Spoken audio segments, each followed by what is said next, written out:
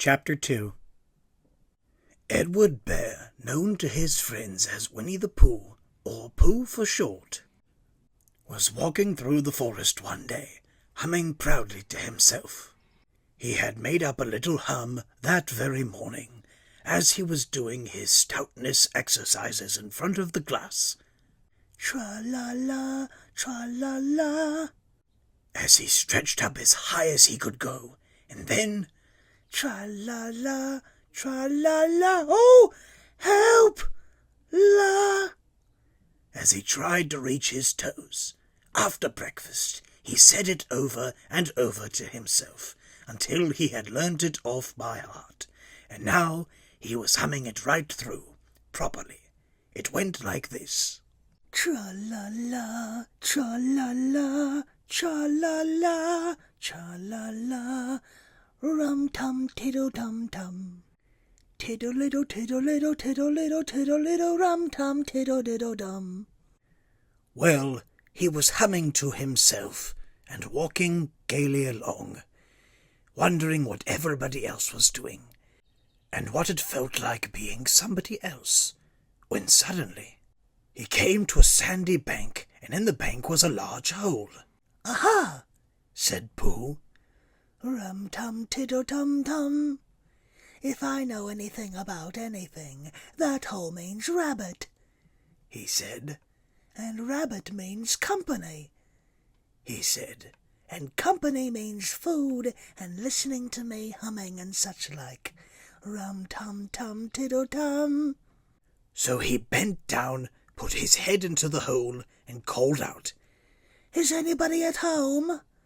There was a sudden scuffling noise from inside the hole, and then silence. "What I said was, is anybody at home?" called out Pooh very loudly. "No," said a voice, and then added, "You needn't shout so loud. I heard you quite well the first time." "Bother," said Pooh. "Isn't there anybody here at all?" "Nobody." Winnie the Pooh took his head out of the hole and thought for a little, and he thought to himself, "There must be somebody there, because somebody must have said nobody." So he put his head back in the hole and said, "Hello, Rabbit. Isn't that you?" "No," said Rabbit in a different sort of voice this time. "But isn't that Rabbit's voice?" "I don't think so," said Rabbit. "It isn't meant to be." "Oh," said Pooh. He took his head out of the hole and had another think, and then he put it back in and said, "Well, could you very kindly tell me where Rabbit is?" "He has gone to see his friend Pooh Bear, who is a great friend of his." "But this is me," said Bear, very much surprised. "What sort of me?" "Pooh Bear." "Are you sure?" said Rabbit, still more surprised. Quite sure," said Pooh. "Oh, well, then come in." So Pooh pushed and pushed and pushed his way through the hole, and at last he got in. "You were quite right," said Rabbit, looking at him all over. "It is you. Glad to see you." "Who did you think it was?" "Well, I wasn't sure. You know how it is in the forest. One can't have anybody coming into one's house. One has to be careful. What about a mouthful of something?" Pooh always liked a little something at 11 o'clock in the morning, and he was very glad to see Rabbit getting out the plates and mugs, and when Rabbit said, "Honey or condensed milk with your bread?" he was so excited that he said, "Both." And then, so as not to seem greedy, he added, "But don't bother about the bread, please."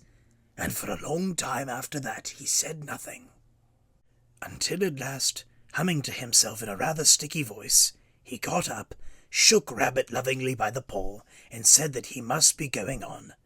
"Must you?" said Rabbit politely. "Well," said Pooh, "I could stay a little longer if you and he tried very hard to look in the direction of the larder. "As a matter of fact," said Rabbit, "I was going out myself directly." "Oh, well, then, I'll be going on. Goodbye." "Well, goodbye, if you're sure you won't have any more." "Is there any more?" asked Pooh quickly. Rabbit took the covers off the dishes and said, "No, there wasn't." "I thought not," said Pooh, nodding to himself. "Well, goodbye. I must be going." So he started to climb out of the hole. He pulled with his front paws and pushed with his back paws, and in a little while his nose was out in the open again, and then his ears, and then his front paws, and then his shoulders, and then... "Oh, help!" said Pooh. "I'd better go back." "Oh, bother," said Pooh. "I shall have to go on." "I can't do either," said Pooh. "Oh, help and bother."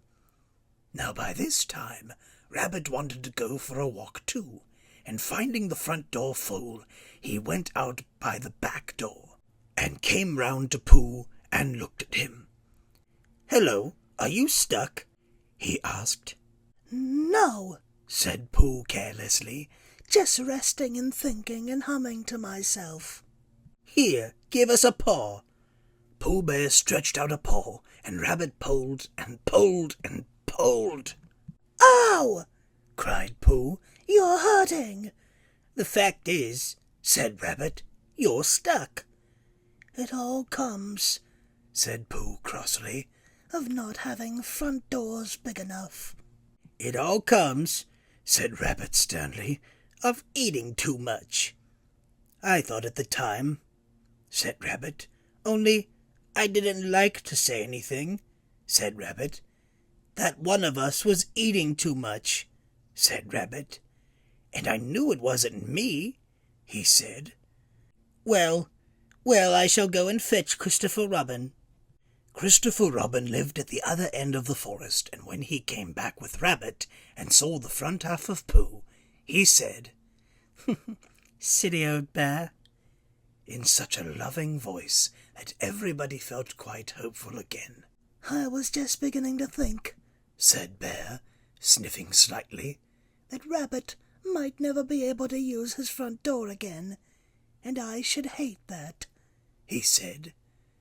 "So should I," said Rabbit. "Use his front door again?" said Christopher Robin. "Of course he'll use his front door again." "Good," said Rabbit. "If we can't pull you out, Pooh, we might push you back." Rabbit scratched his whiskers thoughtfully and pointed out that, when once Pooh was pushed back, he was back, and of course nobody was more glad to see Pooh than he was. Still, there it was. Some lived in trees and some lived underground. And... "You mean I'd never get out?" said Pooh. "I mean," said Rabbit, "that having got so far, it seems a pity to waste it." Christopher Robin nodded. "Then there's only one thing to be done," he said. "We shall have to wait for you to get thin again." "How long does getting thin take?" asked Pooh anxiously. "About a week, I should think." "But I can't stay here for a week." "You can stay here all right, silly old bear. It's getting you out which is so difficult." "We'll read to you," said Rabbit cheerfully. "And I hope it won't snow," he added. "And I say, old fellow, you're taking up a good deal of room in my house. Do you mind if I use your back legs as a towel horse? Because, I mean, there they are, doing nothing, and it would be very convenient just to hang the towels on them." "A week," said Pooh gloomily. "What about meals?" "I'm afraid no meals," said Christopher Robin, "because of getting thin quicker. But we will read to you." Bear began to sigh, and then found he couldn't, because he was so tightly stuck, and a tear rolled down his eye as he said, "Then would you read a sustaining book such as would help and comfort a wedged bear in great tightness. So, for a week, Christopher Robin read that sort of book at the north end of Pooh, and Rabbit hung his washing on the south end, and in between, Bear felt himself getting slenderer and slenderer, and at the end of the week, Christopher Robin said, "Now!" So he took hold of Pooh's front paws, and Rabbit took hold of Christopher Robin, and all Rabbit's friends and relations took hold of Rabbit, and they all pulled together. And for a long time Pooh only said, "Ow!" and "Oh!" And then, all of a sudden, he said, "Pop!" just as if a cork were coming out of a bottle. And Christopher Robin and Rabbit and all Rabbit's friends and relations went head over heels backwards, and on the top of them came Winnie the Pooh, free. So, with a nod of thanks to his friends, he went on with his walk through the forest, humming proudly to himself. But Christopher Robin looked after him lovingly, and said to himself, "Silly old bear." End of chapter 2.